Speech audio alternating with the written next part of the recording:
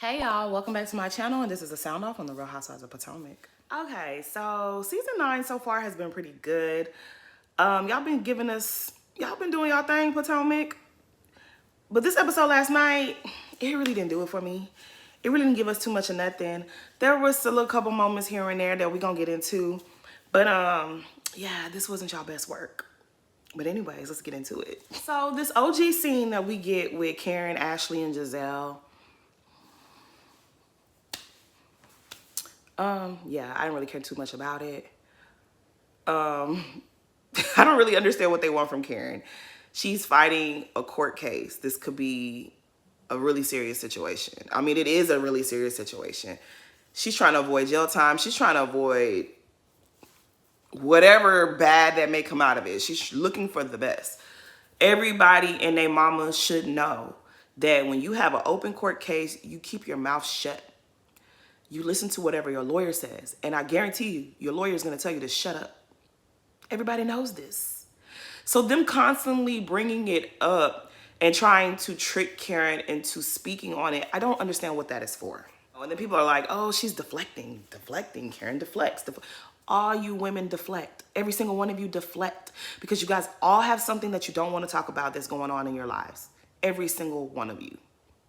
Giselle and Ashley, for sure, have something that they do not want to talk about. And whenever certain things are brought up, all of you deflect. What else can you do? She's told you straight up, I cannot talk about it. That is not deflecting. That is telling you, I cannot speak on the matter. It is an open case. What don't you get about I can't talk about it? I can't speak on it. I'm waiting to go to court. It's really getting on my nerves at this point. I'm not trying to give Karen a pass because what she did, and she has to face up to it. And I ain't really here to tell her too much of anything, but it's like, how many times can this lady tell you, I can't speak on it? It's starting to really get on my nerves at this point. Anyways, I love how Karen turned Giselle's bullshit around on her.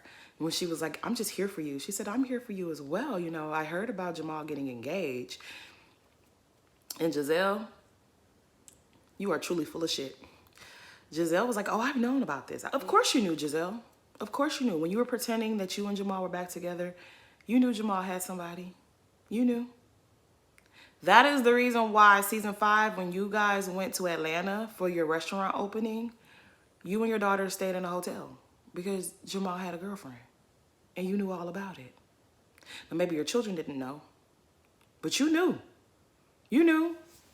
And this engagement came as no surprise. Now, what she did that I just didn't understand is she was like, well, I've been telling him to get married. I've been telling him to get married. You were telling him to get married when y'all were pretending to get back together? You've been telling him to get married because you believe politicians and pastors should be married? This man was very unfaithful to you, and you feel like he should be married simply because he's a pastor? Giselle, you just be saying anything. She also said, I need Jamal to stay in good graces with New Birth. Giselle, what you mean by that? Why do you need that? Why do you need him to stay in good standing, in good graces with New Birth? Why? What's going on? I bet you don't want to talk about it, huh? Okay, so Wendy's scene with her family. I feel like I've been very nice to Mama Susan. If you know me, I go up for all the mamas across the board. There's only a few of the mamas that I really don't care for. But I love most of the mamas on Housewives. I love me some Mama Joyce. I love me some Mama Elsa. I go up for the moms on Housewives. I really do. I've always been that way. Even when my mom was still alive and we was watching Housewives together, I always liked the moms. Y'all remember when Cynthia mama and sister hid her marriage certificate, her marriage license, the day of her wedding? My mom was big mad. She was pissed. She was like, why would they do that? Oh my God, that was a memory. She was really upset about that. And I was just looking at her like, girl, it's not that deep. But anyways, back to Wendy's mom. I feel like I've been really nice to Wendy and her mother on this show. Season 5, when they first came on, I didn't have a channel. So I really didn't give my opinion about her in-law drama like I really wanted to. Like I was kind of giving it on Twitter Spaces. Yeah, I wasn't giving it like that. But since we're here now, let's get into some things. So Wendy is so excited about her 40th birthday party. And her mom is like, is that why I didn't get my allowance this month? That made me feel away. It was my understanding that Wendy's mom was a nurse. So it's not like you broke and destitute. If she gave you money 4 days later than you were expecting it, what's the problem? That you had to come on here and try to embarrass her in front of people. I didn't like that. I didn't like that. Like, I feel like Wendy's mom, especially this season, every time she gets on camera, she be performing. And that's probably how she is in real life. But we don't really need none of that. We really don't need any of that. But anyways, they get to talking about Eddie's family and how Wendy invited everyone to her birthday party. And you can really see that Eddie is excited. He's happy that his family's around. He hasn't been around his family for what, 10, 11 years?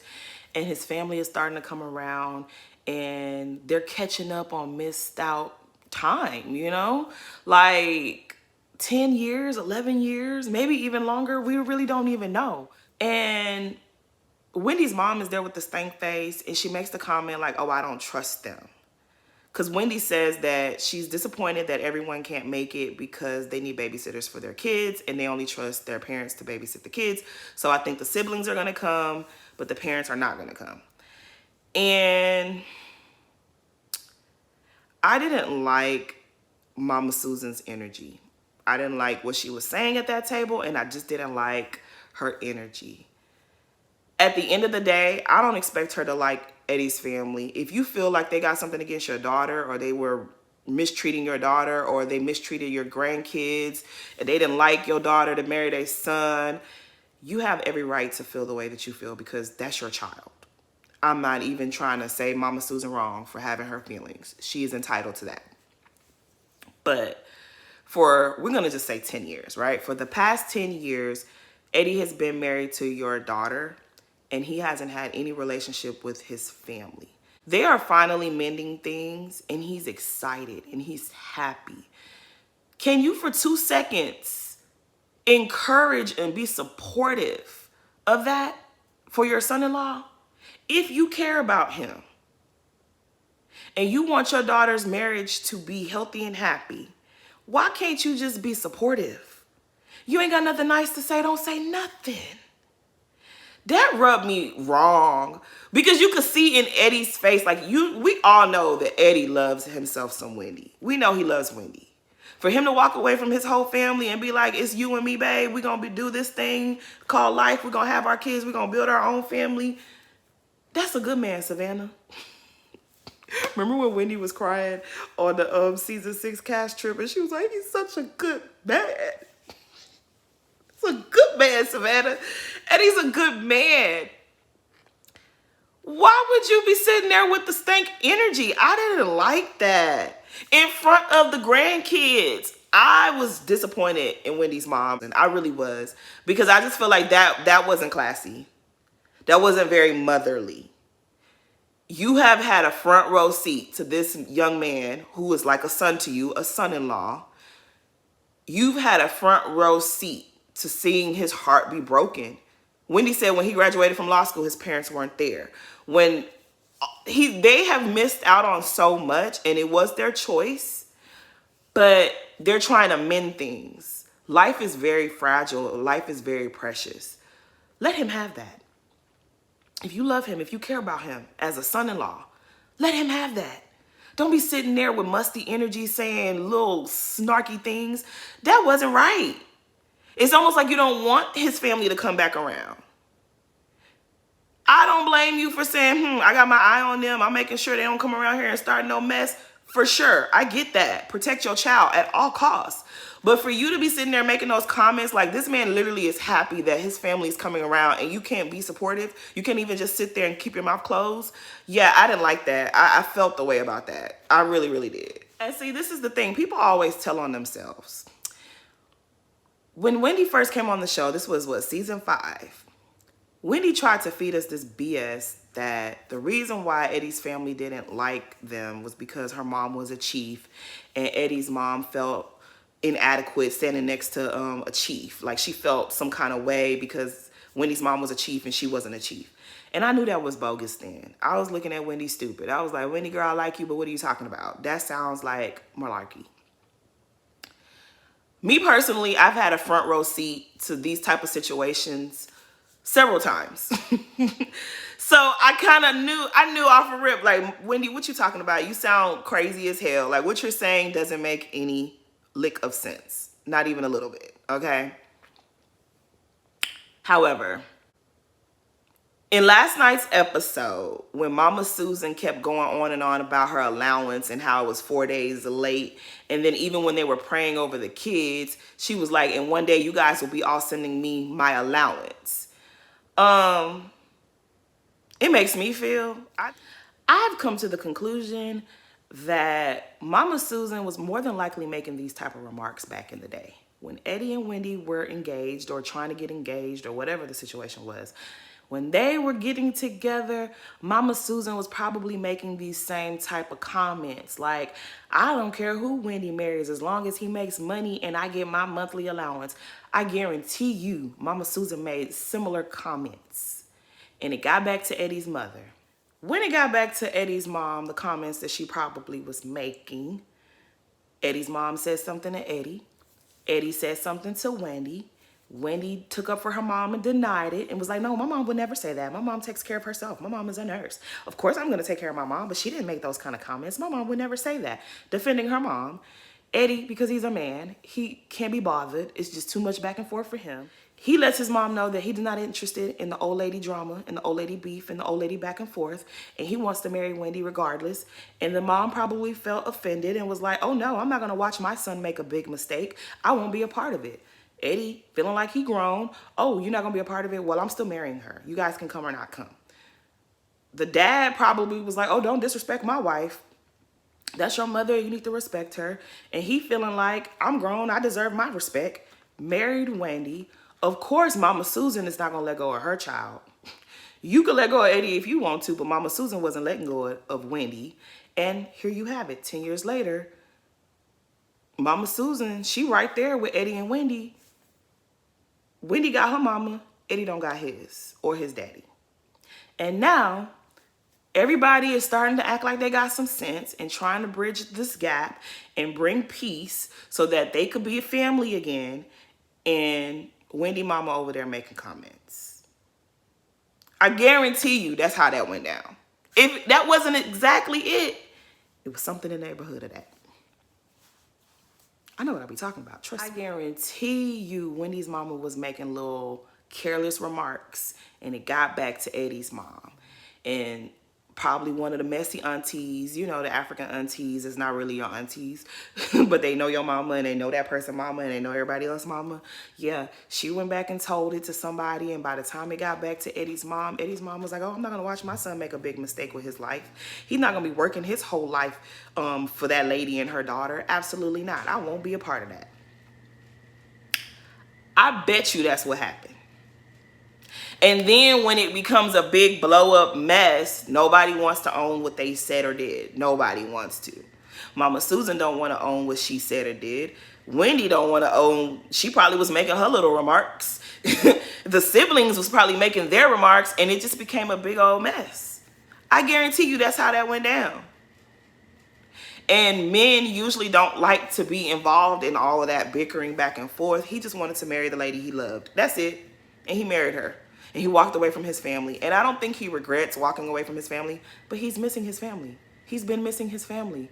You have to think about it. If that's 10 years, 11 years, that's 11 Christmases, 11 birthdays, his mama's birthday, Mother's Day, Father's Day, his siblings' birthdays.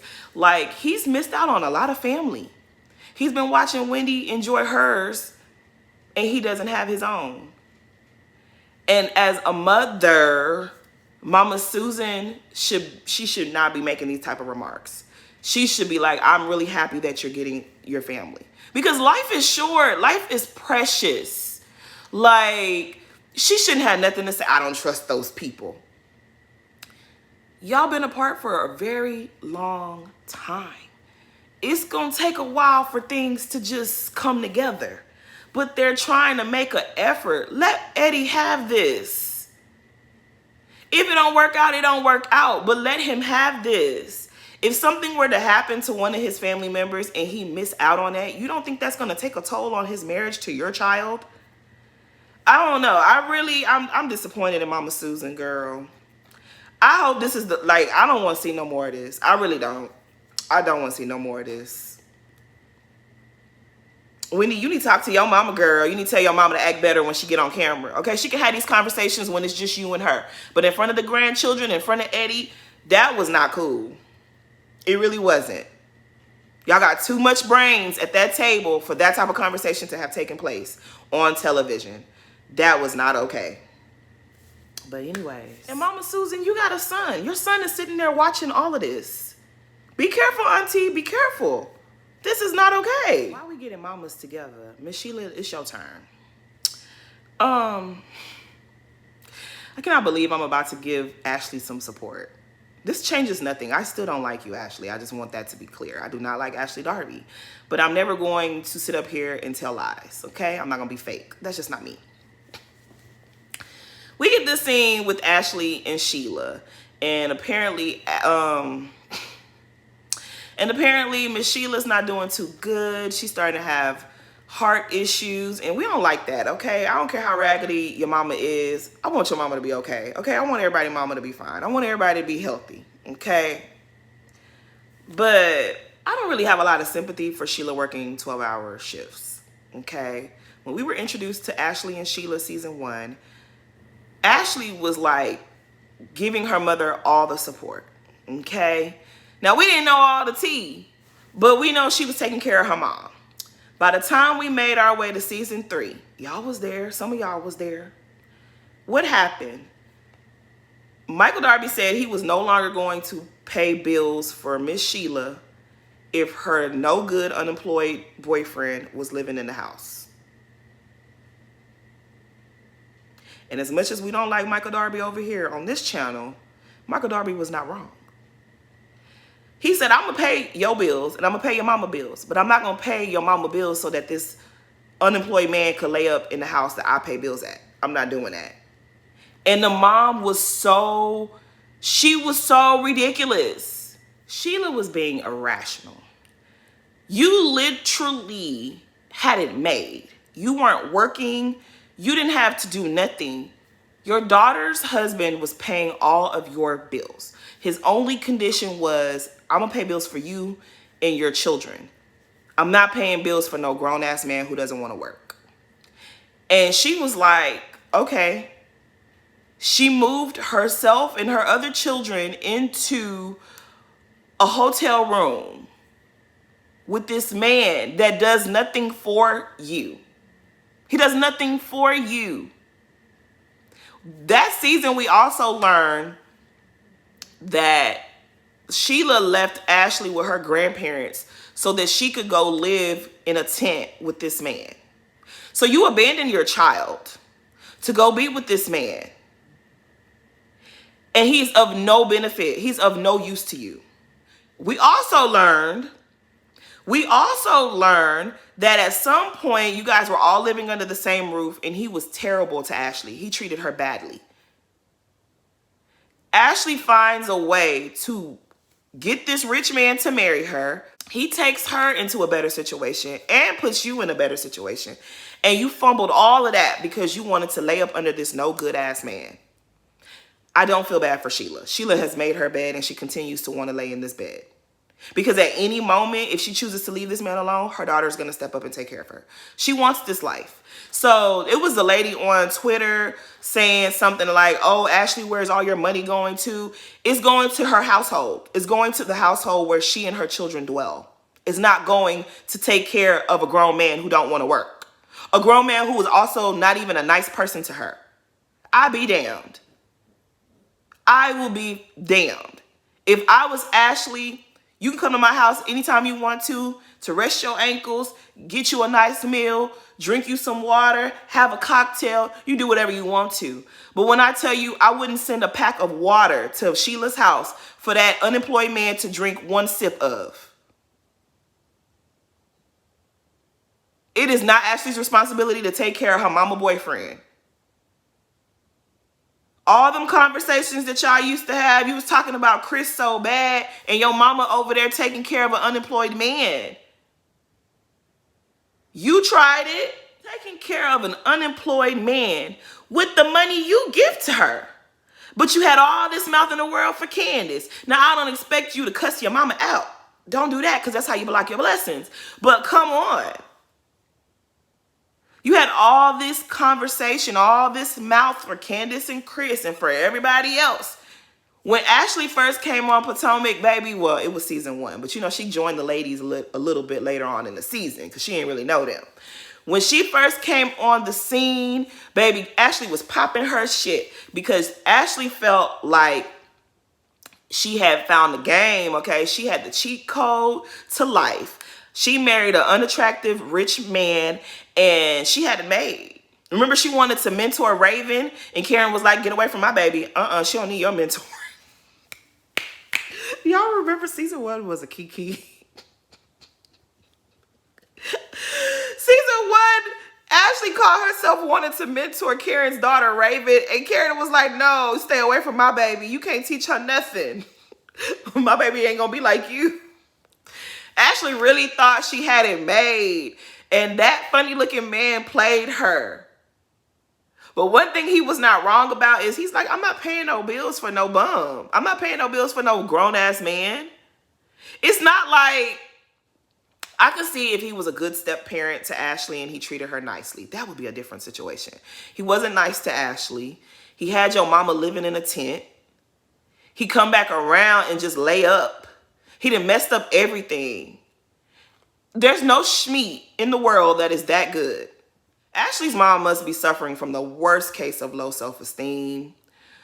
Or maybe she has a mental condition. I don't know. Because I really don't understand how you had it made. Your daughter and her husband were taking care of you. You didn't have a job. You didn't have nothing. And you would trade that in to work 12-hour shifts so that you could take care of your man.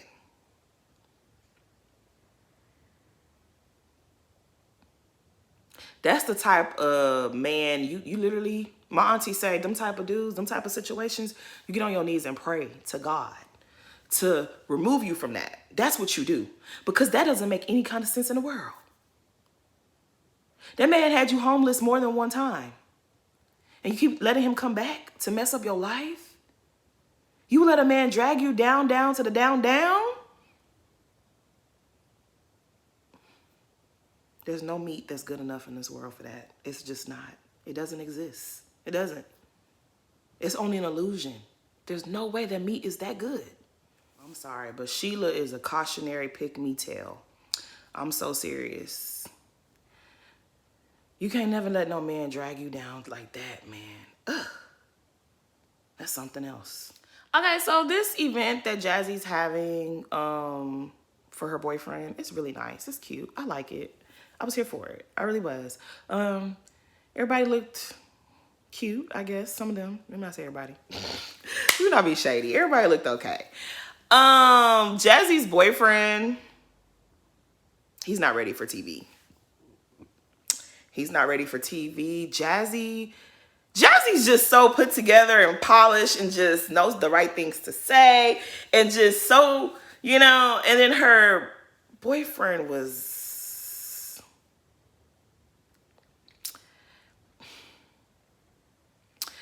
yeah, he just didn't do it for me. To me, they don't match. He just didn't do it for me. They don't match, in my opinion. I just don't think that they match. But I mean, if she like it, I love it. My mama said sometimes you got to polish your man. You got to make him what you want him to be. She's definitely helped him with his wardrobe. But she got a lot of work to... Let me stop. Let me shut the hell up. Because I ain't got no billionaire. I ain't got no millionaire football boyfriend. So let me shut up. Anyways, about all that tea that was spilled between last episode and last night's episode about Jazzy and her man and his baby mama. I don't know. Some people get offended when you say baby mama. His ex, I don't know what she wants to be called. Pretty lady though, very, very pretty lady. And basically, she came out and said that was her man. Now, after everything, after I have kind of sifted through all the tea, okay, I've sipped a lot of tea on Jazzy and her man and the baby mama and the children. I've sipped a lot of tea from last week till now. And what I've gathered, what I have deduced, is I think he just had 2 girlfriends. I don't think this was like a side chick, main chick type of thing. I think he has 2 girlfriends. He has 2 girlfriends, okay? The mother of his children. I think she's more of a relaxed, she's pretty. She's down to earth. She just goes with the flow. She gives him peace. She makes him feel comfortable. I mean, she seems like a regular girl. And she got pregnant. She had her kids. I'm pretty sure he wanted those kids, right? Jazzy gives me more uppity. You're like, I ain't giving no babies. What would Nikki say? And I ain't pushing out no baby till he buy the rock. She gives me that. Like, I'm just not going to do that. I want to be married and have a ring and our children go to private school and we dress them like perfect. Like, she gives that. And I feel like he maybe never had that, And then when he got a taste of that, he liked that. But he also liked the other lady with the kids. So it's like he gets the best of both worlds. He got 2 girlfriends. He keeps them separate. He has money. He has the means to do it. And I think that's what it is. I think that's what it is. I don't know if he probably still with the other lady. He's probably still with the other lady. That's what it gives to me. It gives, he knows what he could get certain things out of the other lady that he cannot get out of Jazzy. And then Jazzy gives him a different taste of life than the baby mama gives him. So he's with both of them. That's what it looked like to me.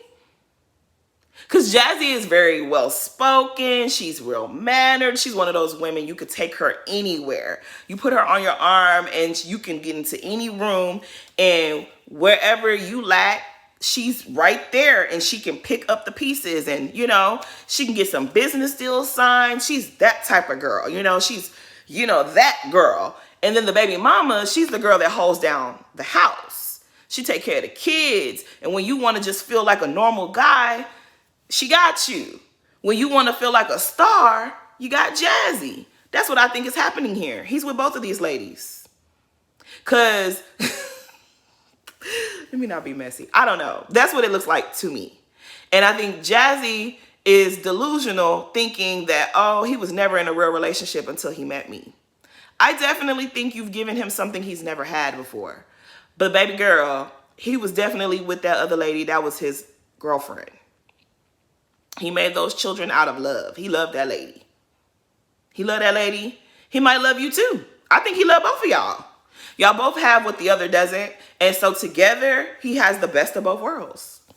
And that's just that on that. He could take you with him to the White House. He maybe can't take baby mama to the White House. The way that he was speaking last night, he only said a few words, and I was just like, oh, Jazzy, what's going on here? Again, I need to shut up. I'm doing too much. I'm doing too much. But anyways, that's what I think. I think he had 2 girlfriends. I don't think it was a side chick, main chick thing. I think he had 2 girlfriends. He can afford to have 2 girlfriends. Uswa mi onde. This doesn't have nothing to do with me. I'm just watching the show like the rest of y'all. That's my 2 cents on the matter. But I still say that Jazzy, don't speak on that lady no more. And don't speak on her children. And don't speak on what relationship he had before you, because you look crazy. Before you know it, another girl's going to fall out the sky. Then you really going to be looking crazy. But yeah, I don't think he necessarily cheated on her. I just think he has 2 lives. Because he can afford to have that. They was both at the Super Bowl. This wasn't no main chick, side chick thing. Both of y'all, this is a sister wife situation, okay? Everybody has a role to play. But yeah, I don't like TJ. I'm just gonna say it, I don't like him. They messed around and showed me a clip of next week's episode, and now I really don't like him. I was watching this episode, right? And I was just like, dang, I really like Stacey. If she was not attached to this weird ass fake relationship, I would enjoy her even more. I don't like TJ. I don't like him. I feel like clearly he's an actor. Clearly he wants some clout. He wants some TV time. And I feel like he convinced her that, oh yeah, you need a fake boyfriend. You know what I was saying last week is I don't know if Stacey is a Housewives fan because she always clutching her pearls anytime something go down. I think TJ is the Housewife fan. I think TJ is the Housewife fan and that was her homie. But yeah, I think TJ is Stacey's friend. And you know how like Giselle got her bestie Cal and he be telling her to do stuff and she be looking stupid when she does it? Okay, that's what I think is happening here with Stacey. I think TJ is a fan of Housewives and he told Stacey, hey, this is what you have to do. Let me come on and be your boyfriend and we're going to give them Kenya and Walter season 5 Roa and this is how you're going to secure your spot.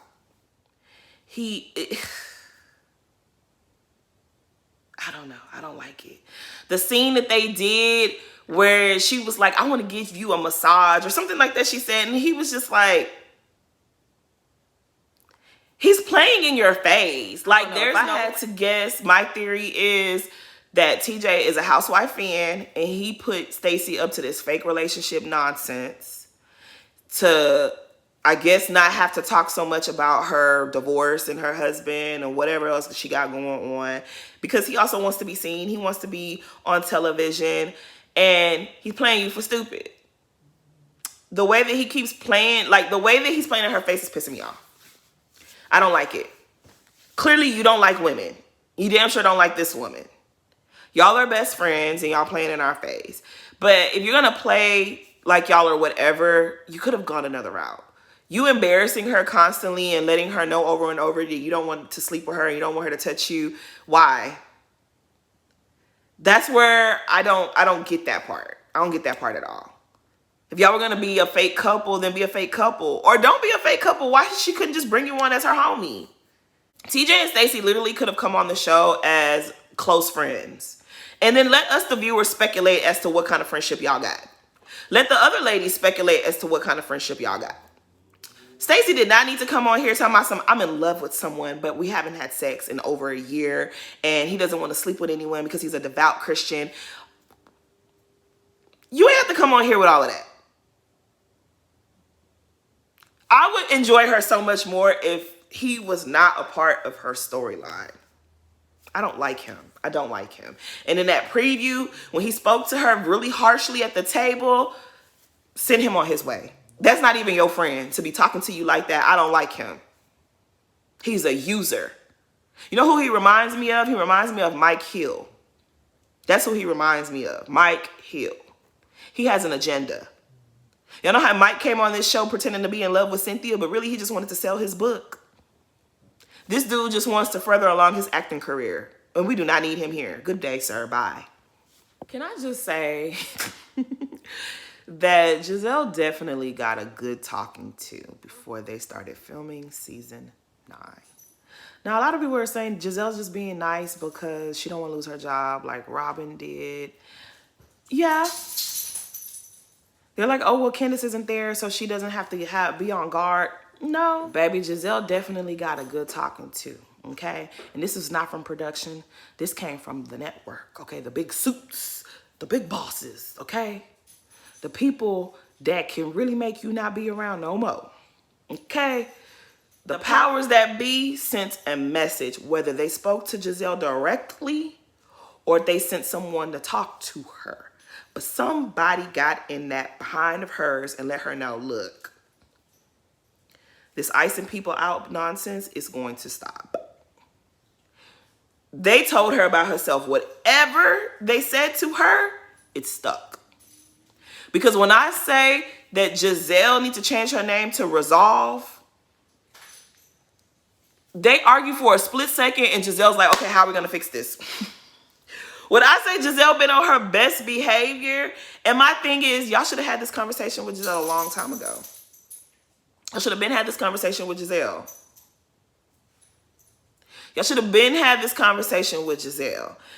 What happened? What did y'all say to her? Because when I say Giselle is like she's not even letting the other ladies argue with one another. When Karen and Mia started going at it, she was like, hold on, I want to take them to the side. Like, Giselle's like, not on my watch, baby. Y'all ain't about to have me losing this check, baby. No, I ain't robbing. I ain't no fool. Whatever y'all said to Giselle, she heard you. And I can't even be mad at her. Like, the lady said, I need this check. I need this job. Okay, she got 3 kids. Like, don't nobody want to be dependent on no man when you getting your good check from Bravo. She ain't about to mess that up. She said, oh, no. I don't know if she's still getting child support, because some people get child support until the kids are like done with college. I don't know what the situation is. Okay, I don't know what her settlement gave, but it gave she need this check. If she not robbing, she ain't about to mess it up for nobody. Okay, Giselle ate herself some humble pie, and she needed to. As for me and Karen, I really didn't care too much about it. I'm glad that Karen let her know. She stood on business and says, I'm sorry for going low, but I will go low again. You try me, I will go low again. And then Mia said, I'll go lower. And she said, yeah, you would know about low. You like low. And she was like, I heard what she said about the ball, so we're not about to do that. But I just can't do Mia. I just cannot. Mia really be thinking that she's doing something. And it's just like, I'm not that kind of friend. Your friend's not always going to tell you what you want to hear. Girl, what do you be saying? Karen said to you, I can't talk about this, but I'm going through something. And then you send Jacqueline to mess with her. She wrapped Jacqueline on up. Then you tried to air her out about a possible butt dial that might or might not have happened back in season 6. And how is that being your friend? How is that helping her with sobriety? Like, you're full of crap. You're full of crap. Mia, you're a big, dumb, stupid idiot, and I just can't take her. I just cannot. When she gladly acknowledged that she had an addiction to opioids, but thought that going to rehab was something shameful. Like, you can openly admit that you had an addiction, but for somehow going to rehab is like where you draw the line. Like, going to rehab is a bad thing. Having the addiction to opioids is not bad, but going to rehab to get help is bad. You're dumb. Like, so the scene with Mia, Ink, and Gordon, I don't really understand why we needed this. Ciao. So let me try to understand this. Gordon is like, I refuse to film a scene promoting you and your new boyfriend. Like, I'm not here for that. I don't have a problem being cordial when the children are around. But when the children are around, we don't need to do this. Like, I'm not doing this for the cameras. And Mia is kind of like, no. Well, now we know why Mia be telling Gordon she loves him. It's manipulation. I love you. Come around so I can film you and Ink and myself together. That's why she's telling him she loves him, because she wants him to film with her and Ink and the kids. This whole thing is stupid. It's stupid and it's dumb, and I can't do it. If the man is saying, I don't want to film with you and your new boyfriend, I don't understand what that has to do with co-parenting. Because she keeps trying to say that, like, we're co-parents. We're co-parents. I think earlier in the season when she was filming with Gordon, and Gordon was like, he didn't want his son getting his hair cut with Ink. And she was like, well, that's part of co-parenting. Co-parenting is not forcing the other parent to be in uncomfortable situations. Forcing him to film and act like he's okay with something he's not okay with. That's not co-parenting. You're doing too much. You're doing too much, and I don't even understand why, because you look a damn fool. You look a mess. This doesn't even look entertaining. It just looks weird. It's not believable. None of us are buying it. Ink is definitely reading from a script. He's like, I don't even have a problem with you, Gordon. The man didn't tell you he had a problem. He said, look, I'm not filming with y'all to publicize y'all relationship. I'm not doing that with you. He has a right to say that. He has a right to establish his boundaries. And I'm not taking up for G. I saw a lot of people saying on Twitter like, oh, you know, when did G become the victim? I never looked at G as the victim. I really don't, because I don't take none of what any of them say as true. G be lying, Mia be lying, and Lil Ink, he be lying too. They all sitting up there playing in our faces, okay? But this is the thing. Gordon cheated on his third wife with Mia. Mia's wife number 4. The way these people lie, that might not even be true. But let's just say that it is true. If Gordon cheated on his third wife with Mia, something tells me maybe he cheated on his second wife with his third wife. That's how I look at it. So everybody be talking about oh, he cheated on his wife, I feel bad for the wife. I don't really feel bad for the wife, because something tells me Gordon didn't just start cheating when he met Mia. Seems like this is probably what he does. He be in them streets. That's what it gives. I don't know.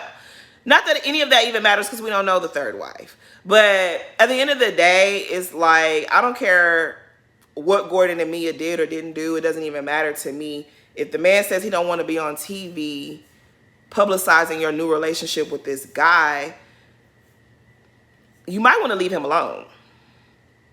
Y'all already saying this man is manic and he doesn't have a control over his bipolar. The way y'all make it seem is as if Gordon just got diagnosed. And something tells me that's also a lie.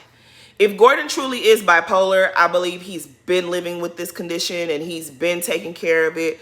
We ain't got no tea on him going to jail for tearing up nothing. But let's just say he really does have bipolar and he doesn't have a handle on it. Is that someone y'all want to keep pushing into uncomfortable situations? Y'all might want to chill with all of that. And Bravo, y'all, well, it's not Bravo. Bravo ain't gonna have a problem. It's gonna be production. Whoever's in the midst trying to film Gordon in these weird ass scenes. Y'all gonna be the ones that's gonna be sorry. Like, y'all better stop playing with people. If this man is not well and he doesn't have a handle on things at his big age, y'all might want to stop playing with him. Because you can clearly see, like, Mia's like looking back and forth. She done told Ink certain information. She done told Gordon something else. Gordon is not going along with the things that she told him to go along with. You could see her like, she thinks she got a hold of them and she don't. And it's like, y'all are playing with fire. Y'all are playing with fire. Somebody like Gordon, an older man who's used to having money and living a life a certain way, they don't like to be embarrassed. They do not like to be embarrassed. Y'all better leave that man alone. Somebody said that, oh, Gordon knows how to close out a scene. I don't even know how I feel about it, because everything we watched in this scene, all of it could have been fabricated. We're dealing with Mia. Anything that has to do with Mia is probably not even real. But Gordon says he don't like Ink because he had an affair with his wife shortly after they got married, and she had to have a deletion.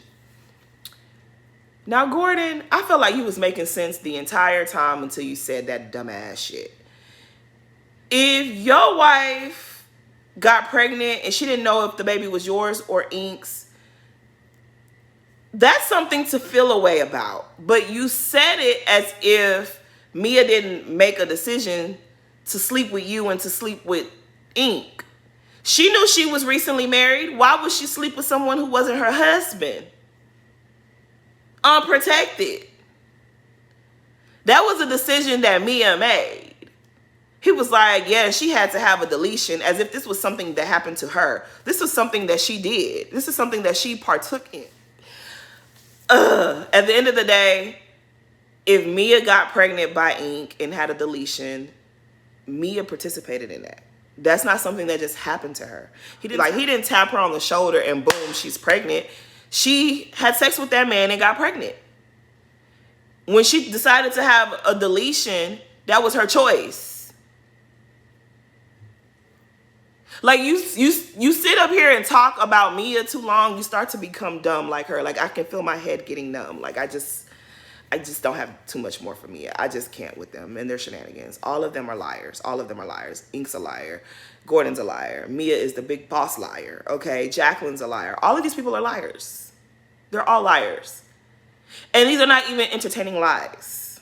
This is so dumb. And I'm just like, yeah, this episode didn't do it for me. I'm sorry. I wasn't here for this episode. Like, they all got on my nerves this episode. The only person who didn't get on my nerves, Kiana kind of got on my nerves a little bit too.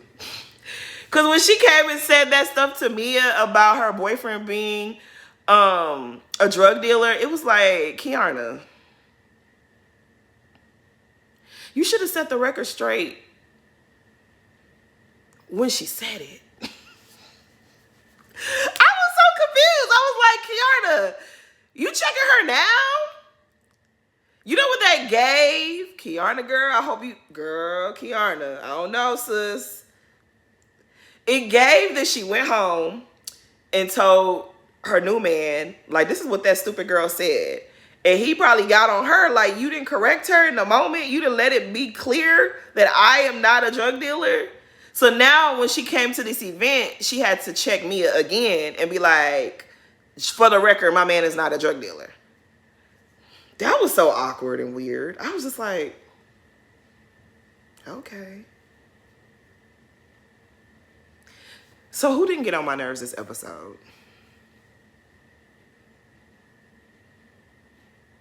They all got on my nerves this episode. I think the only person that's safe is Eddie. Eddie didn't get on my nerves. Wendy got on my nerves because she let her mama cut up too much. And I know you can't really do too much with African mamas. They just do what they want to do. Okay, I get that. But it's just kind of like, no, I think you tell your mama she was wrong for your kid's sake. Like, I think we be scared to tell our moms and our aunts and our dads the real. But I think when it comes to protecting your kids, you tell them what's up. And the kids are probably also excited getting to meet all these new family members and your mama hating on the situation. Wendy, stop bringing your mama on TV. Stop bringing her on TV because she's not acting right. Put her in timeout. She needs to sit in timeout with Mama Joyce. Anyways, that's all I really got to say. This is a long video. For something that I did not enjoy, I sure spoke a lot about it. Anyways, please like, comment, and subscribe. Thanks for watching.